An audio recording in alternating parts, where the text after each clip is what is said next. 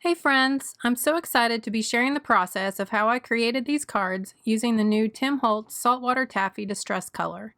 In this video, I'm focusing on using the embossing glaze with a touch of Distress Oxide stamping thrown in.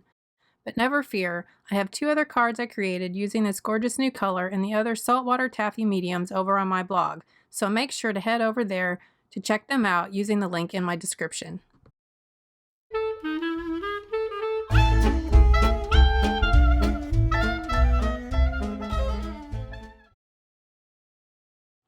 This is the new Distress Color Saltwater Taffy.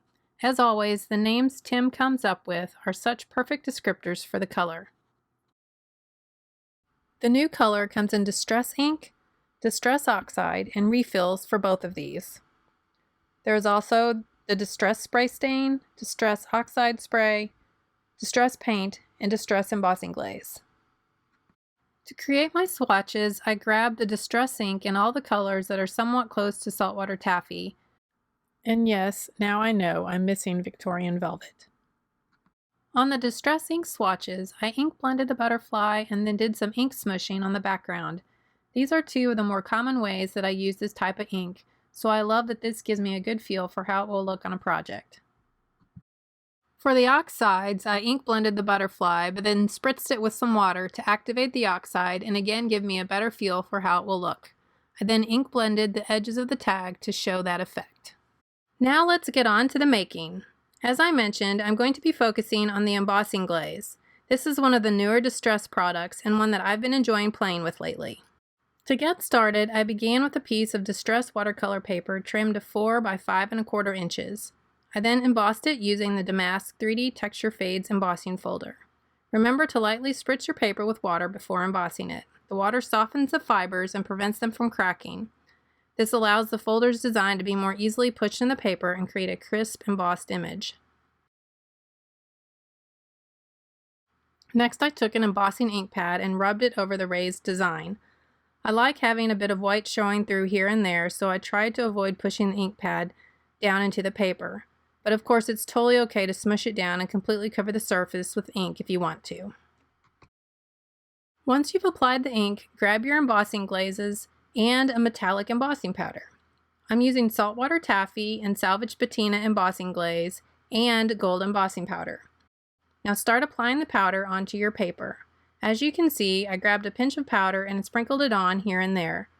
I started with Saltwater Taffy and then added just a touch of Salvaged Patina. Make sure to leave space for the gold embossing powder too. Once you have the glazes applied, then add the gold embossing powder. Tap off the excess powder and begin to heat emboss it using your preheated heat tool. Keep it moving over the surface and watch as the powder melts and becomes shiny. Once the entire surface is melted and shiny, your background is complete. Now with the background completed, I adhered it to a white card base.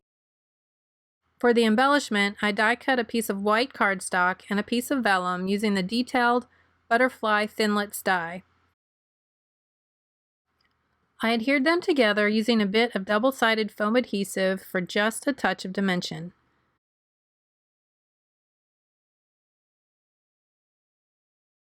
To finish off the card, I added a sentiment from the Holtz Tiny Text stamp set.